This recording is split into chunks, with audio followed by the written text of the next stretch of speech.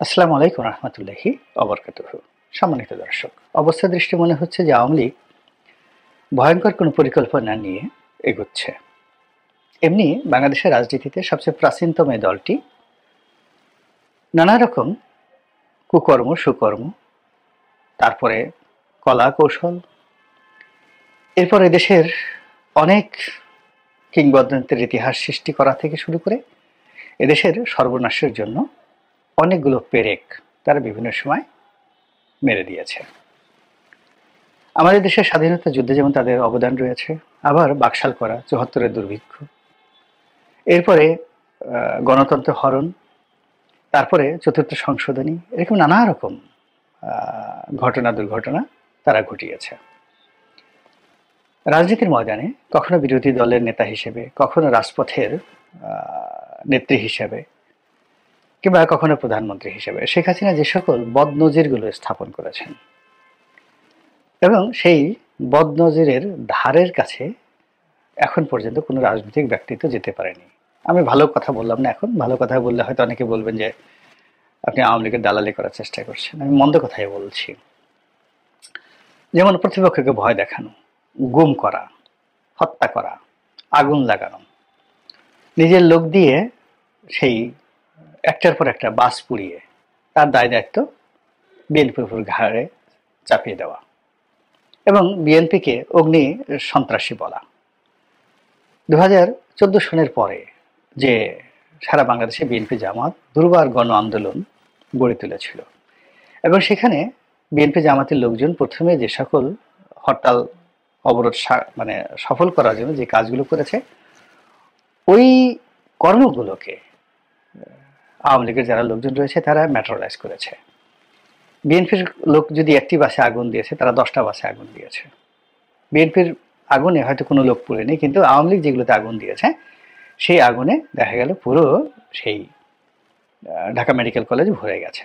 আর 10 মুখে সরকারের যত প্রচারণা আছে সবগুলো বিএনপি এবং জামাত অগ্নি সন্ত্রাসী এই কাজ করেছে, এই কাজ করেছে, এবং যখন যা মুখে আসে সে কথা তারা বলে ফেলেছে। বেগম খালেদা জিয়া মুরগির যে খাঁচা, সেই মুরগির খাঁচাকেও সে রেহাই দেয়নি, সেখানে সে বোমা মেরেছে।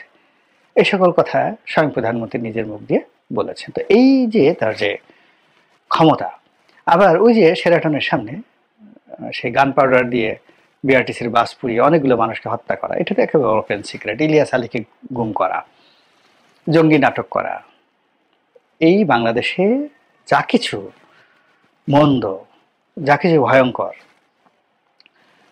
এই সব কিছুই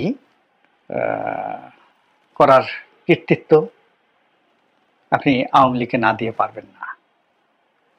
এবং এই কাজ করার জন্য তার প্রশিক্ষিত লোক আছে, ছাত্রলীগ আছে, যুবলীগ আছে, সরকারি কর্মকর্তা আছে, আমলা আছে, কামলা আছে।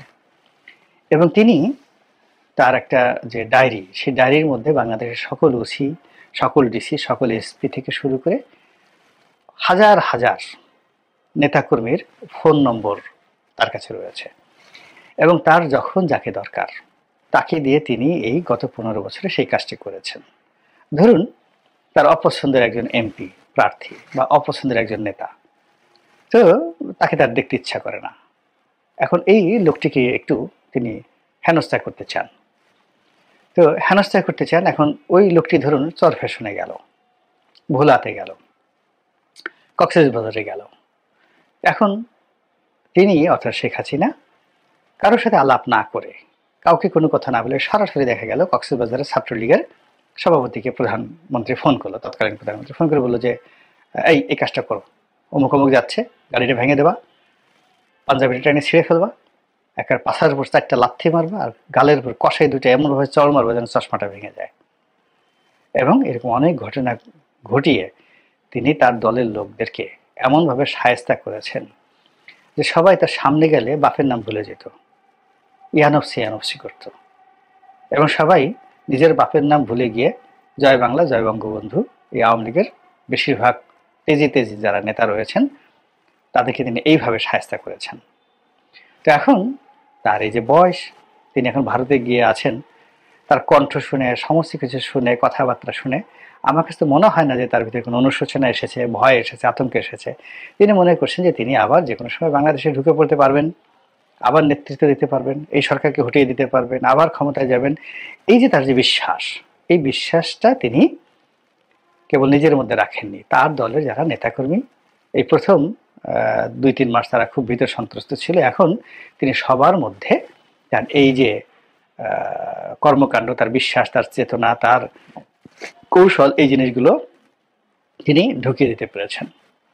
এর ফলে কি হচ্ছে, আওয়ামী লীগের যারা লোকজন তারা প্রতিদিনই ঘুমাতে যাওয়ার আগে কল্পনা করে যে আগামীকাল তাদের জন্য একটা নতুন সূর্য আসবে, এবং তারা প্রতি মুহূর্তে কল্পনা করে এই বুঝি সরকারের পতন হলো, এই বুঝি আবার আওয়ামী লীগ আসলো। তো এইভাবে বাংলাদেশে যারা আছে একেবারে সাধারণ নেতাকর্মী থেকে শুরু করে সবাই এই চিন্তা ভাবনা করে ঘুমাতে যায়, এবং ঘুম থেকে উঠে সারাদিন এই আশায় থাকে, এবং সারাক্ষণ ফেসবুক দেখে, ইউটিউবে দেখে যে কখন কার কোথায় পতন হলো। এবং এই জিনিসগুলো দেখতে গিয়ে তারা সামাজিক মাধ্যমের যত খবরাখবর, সেটা বিএনপির বিরুদ্ধে হোক, জামাতের বিরুদ্ধে হোক, তারা ওয়াকিফাল হচ্ছে এবং নিজেরা পলিটিক্যালি এনরিচ হয়ে যাচ্ছে। আর যখন আওয়ামী লীগ ক্ষমতায় ছিল তখন এরা সারাদিন চাঁদাবাজি করতো, গুন্ডামি করতো, বদমাইশি করতো, রাজনীতি নিয়ে তারা চিন্তা করার সময় পেত না। কিন্তু এখন তারা পলিটিক্যালি অনেক ম্যাচিউরড। তেমনি দেশের বাইরে যারা আছেন, দুবাইতে আছেন, তারপরে আমেরিকাতে আছেন, ইংল্যান্ডে আছেন, এই সবাই মিলে পুরো বিশ্বটাকে তারা আওয়ামী লীগের বঙ্গবন্ধু এভিনিউ বানিয়ে ফেলেছেন। কলকাতা, দিল্লি, তারপরে শেষে আজমির, এই ৩টে শহরে প্রচুর লোক রয়েছে। এর বাইরে ত্রিপুরা, আসাম, নাগাল্যান্ড, মিজোরাম, তারপর শেষে আপনার যাকে বলা হয় নেপাল, নেপালের Kathmandu, Sri Lanka, Singapore, Dubai, Saudi Arab, Riyadh, Qatar, এরকম সব দেশে বাংলাদেশ থেকে যে যারা গেছে হাজার হাজার কোটি টাকা পাচার করেছে। এরপর ধরেন তুরস্ক, ইস্তাম্বুল, এরপরে আপনি মিশর, এরপরে কানাডা, তারপরে ভানুয়াতু, এরপরে মোনাকো, আর ইউরোপের ও সকল দেশে যারা স্থায়ীভাবে বসবাস করেন তারা তো আসেনি, তার সঙ্গে অনেক বড় বড় নেতা, মন্ত্রী, এমপি ছিলেন, বা মানে যাকে বলা হয় কোনো জেলার প্রেসিডেন্ট, সেক্রেটারি ছিলেন। তারা ওখানে গিয়ে এই টাকা পয়সা নিয়ে ওখানকার আওয়ামী লীগদেরকে কেন্দ্র করে তারা একটা বাজার মিলিয়ে নিয়েছেন সেখানে, এবং নিজেদের বিভিন্ন গ্রুপ করে, হোয়াটসঅ্যাপ গ্রুপ করে, বিভিন্ন কলাকৌশল করে এমন সব কর্মকাণ্ড তারা করছেন যেটা বাংলাদেশে যারা সরকার রয়েছেন বা নেতৃত্ব রয়েছেন তারা কল্পনাই করতে পারছেন না। এর কারণ হলো তারা এমন কতগুলো ম্যালওয়্যার, সফটওয়্যার এই সময় ইসরায়েল থেকে নিয়েছেন। ফলে আধুনিক প্রযুক্তি এবং টেকনোলজির একদম লেটেস্ট ভার্সনটা তাদের কাছে আছে। অর্থাৎ এই যে মেজর জিয়াউল হাসান, যে তার অধীনে যে টেলিকমিউনিকেশনের যে গোয়েন্দা বিভাগ, বা ডিবি, বা এসবি, বা পুলিশ টেলিকম, বা কিংবা ডিজিএফআই, তারা যে সকল যন্ত্রপাতি এনেছে এবং এটার যে সকল প্রযুক্তি আছে, এই প্রযুক্তির কন্টেম্পোরারি সকল ডকুমেন্ট তারা বিকল্প জায়গাতে তারা রেখে দিয়েছে।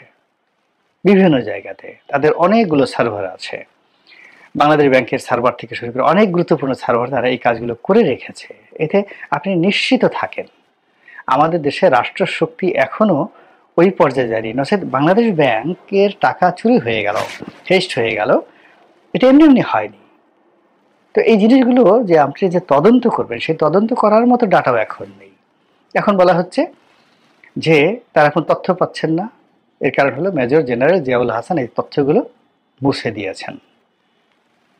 তো এই তথ্যগুলো মুছে দিয়েছেন, অথচ সমস্ত টেলিফোন নজরদারি করা, ভয়েস রেকর্ড করা, এমনকি 20 বছর আগের ভয়েসগুলো উদ্ধার করার মতো যে টেকনোলজি, এই সবই ইসরায়েলি টেকনোলজি কিনে আনা হয়েছে। কিন্তু সেই টেকনোলজি তারা শুধুমাত্র রাষ্ট্রীয় কাজে ব্যবহার করছে তা নয়, সেপারেট আবার এই টেকনোলজির যে কপি, সেই কপি নিজেদের ব্যবহারের জন্য তারা কিন্তু তৃতীয় জায়গাতে তারা রেখে দিয়েছেন। এবং সেইগুলো দিয়ে আশ্চর্যজনক ব্যাপার হলো সেইগুলো দিয়ে তারা নিজেদের মধ্যে যোগাযোগ করছেন, এবং সঙ্গে সঙ্গে আপনার আমার আপনার আমার টেলিফোনে যে সকল কথাবার্তা হচ্ছে এটা যেভাবে রাষ্ট্রীয় সংস্থাগুলো দেখতে পায়, একইভাবে আওয়ামী লীগের যারা লোকজন তারা সেই তৃতীয় পক্ষ থেকে ইচ্ছা করে এই জিনিসগুলো নজরদারি তারা করতে পারছে। এবং এই যে ইসরায়েলি গোয়েন্দা সংস্থার কাছ থেকে, মোসাদের কাছ থেকে, ইসরায়েলি সরকারের কাছ থেকে যে জিনিসগুলো তারা কিনেছে থ্রু ভারতের মাধ্যমে, এটার যে এজেন্সিশিপ সেটাও ভারত। এবং এখানে আমাদের অনেক গুরুত্বপূর্ণ বিদ্যুৎ খাত, বাংলাদেশ ব্যাংকের অনেক বিষয়, ব্যাংকিং সফটওয়্যারের অনেকগুলো বিষয়, এগুলো সবই কিন্তু যাকে বলা হয় বিকল্প সার্ভার তৈরি করে তারা সেই কাজগুলো করছে। এবং এগুলো কথাগুলো ভয়ঙ্কর নজির তারা জানান দিচ্ছে, কিন্তু আমাদের নির্বুদ্ধিতার কারণে আমরা বুঝতে পারছি না। হঠাৎ করে দেখা গেল মেট্রো রেলের সেই যে নিয়ন সাইন সেখানে ফুটে উঠলে ভয়ঙ্করভাবে ফিরে আসছে শেখ হাসিনা। খুলনা সিটি কর্পোরেশনের যে ডিজিটাল ব্যানার, সেই ডিজিটাল ব্যানারে ভয়ঙ্করভাবে ফিরে আসবে ছাত্রলীগ। রেলওয়ের ডিজিটাল ব্যানারে ফুটে উঠছে সেটা, জাতীয় রাজস্ব বোর্ডের। তো বিভিন্ন সরকারি প্রতিষ্ঠানে এই লেখাগুলো যে ফুটে উঠছে, এটা কি আপনার কি মনে হয় যে রেলওয়ের যে টিকিটিং সার্ভার থেকে বা রেলওয়ের যে সার্ভার থেকে তারা ওখান থেকে আওয়ামী লীগের কোনো লোক বসে বসে এই কাজ করছে, মরে গেল না, এই কাজ করছে না। এই কাজটি করার জন্য তাদের সফটওয়্যার আছে, ম্যালওয়্যার আছে। এবং আপনারা জানেন যে what is call malware and software. তো এই জিনিসগুলো কিভাবে করছে একটু পলককে ভালো করে জিজ্ঞাসা করলে, জিয়াউল হাসানকে জিজ্ঞাসা করলে আপনি এই জিনিসগুলো বুঝতে পারবেন যে এই কাজগুলো কিভাবে হচ্ছে। তো হঠাৎ করে আপনার যে কোনো একটা সিস্টেমকে, আমাদের যে এখন যে সিস্টেমগুলো চলছে, যে কোনো একটা সিস্টেমকে করাপ্ট করে দেওয়ার জন্য, হ্যাকিং করে দেওয়ার জন্য টোটাল ইনস্ট্রুমেন্টগুলো যদি তাদের হাতে থাকে, সেটার জন্য টাকা থাকে, তাহলে তারা আমাদেরকে কি ক্ষতি করতে পারে, কতটা ভয়ঙ্করভাবে ক্ষতি করতে পারে একবার একটু চিন্তা করেন এবং চিন্তা করে প্রতিপক্ষকে ট্রিট করেন। 2 নম্বর হলো যে এখন আপনি দেখুন যে ভারত এবং ইউরোপের অনেকগুলো পত্রপত্রে আমরা বাংলাদেশে বসে টিউলিপ গেছে, পুতুল চলে যাবে, শেখ হাসিনা শেষ, এই কথা বলে আমরা মূলত নিজেদের ভয় আড়াল করার চেষ্টা করছি। কিন্তু এই যে আমরা যে এত প্রচার করছি টিউলিপ শেষ, শেখ হাসিনা শেষ ইত্যাদি ইত্যাদি, আপনি দেখেন তো যেদিন টিউলিপ পদত্যাগ করলেন বা যে এখন সে তো নিয়মিত ইংল্যান্ডে ঘুরছে, তার বডি ল্যাঙ্গুয়েজ, তার কথার মধ্যে আপনার কাছে মনে হয় সে ভয় পাচ্ছে? পুতুলের কথাবার্তায় দেখে আপনার কি মনে হচ্ছে যে পুতুল মহা বিপদে? পুতুল বাংলাদেশে এখন নিউজ যে তার আর রক্ষা নেই, এইবার সে শেষ হয়ে যাবে। আপনি কি একটু দেখেন তো পুতুলের বডি ল্যাঙ্গুয়েজে ভয়ের কোনো লক্ষণ আছে কিনা? আপনি এই যে আওয়ামী লীগের বড় বড় নেতারা, মাহবুব আলম হানিফ, বাহাউদ্দিন নাসিম, জাহাঙ্গীর কবির নানক, তারপরে সাবেক 2 জন মন্ত্রী বি.এম. মুজাম্মেল, তারপরে আসাদুজ্জামান খান কামাল, এই মানুষগুলো ইন্ডিয়া বড় বড় পত্রিকা, ইন্ডিয়া টাইমসের মতো, হিন্দুস্তান টাইমসের মতো পত্রিকাতে তারা সাক্ষাৎকার দিচ্ছেন। তারা আবার নামবেন, কেউ বলছে আমরা 26শে মার্চ বাংলাদেশে ঢুকবেন না 26শে মার্চে হয়তো। কিন্তু এই যে তারা কথাগুলো বলার সাহস পাচ্ছে, কোত্থেকে পাচ্ছে? তারা বলছে যে না, আমরা ফেব্রুয়ারি মাস থেকে আন্দোলন করব, আমাদের আন্দোলন ফেব্রুয়ারি মাস থেকে শুরু হবে। অর্থাৎ আপনাকে আমাকে তারা ব্যস্ত রাখতে পারছে, আতঙ্কের মধ্যে রাখতে পারছে, এবং নিজেরা কোনো অবস্থাতেই হাউমাউ করে কান্নাকাটি করছে না। একজন সিঙ্গেল লোক পালিয়ে গেছে, আপনারা দেখেন তো কার কল রেকর্ড পান কিনা, যে সে দুবাইয়ের কোনো বসে, শামীম ওসমান দুবাইতে বসে, ধরুন দিল্লিতে সে আবুল হাসান আবদুল্লাহ সাহেবকে টেলিফোন করে শেখ হাসিনাকে গালাগাল করছে, এরকম একটা দৃশ্য দেখান তো। কিংবা ধরুন সাবেক একজন সংসদ সদস্য সাভারের মুরাজ্জম, তো সাভারের মুরাজ্জম 2018-তে মনোনয়ন পায়নি, তারপরে 2014-তে সে মনোনয়ন পায়নি, তারপরে 2024-এ সে স্বতন্ত্র নির্বাচন করেছে। তো তার সঙ্গে তো যাকে বলা হয় আওয়ামী লীগের ভালো সম্পর্ক নেই, সঙ্গত কারণেই এখন সেও এই সময়টাতে দেশের বাইরে আটকা আছে। তার একেবারে ঘনিষ্ঠ বন্ধু, ক্লাসমেট হলো, একসাথে তারা থাকছে সোহেল তাজ।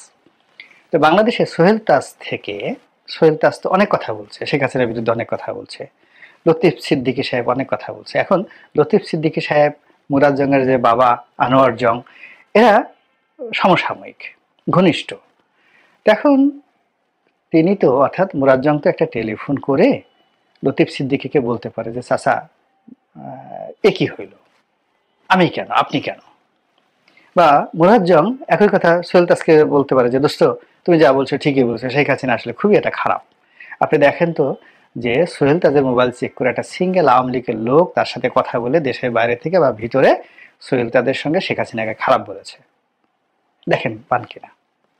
বা লতিফ সিদ্দিকীর টেলিফোন চেক করে দেখেন যে আওয়ামী লীগের কোনো একটা সিঙ্গেল লোক তাকে টেলিফোন করে একথা বলেছে, বলেনি। ইট মিনস আওয়ামী লীগের যারা লোকজন আছে তারা প্যাক্ট হয়ে শক্তি সঞ্চয় করছে।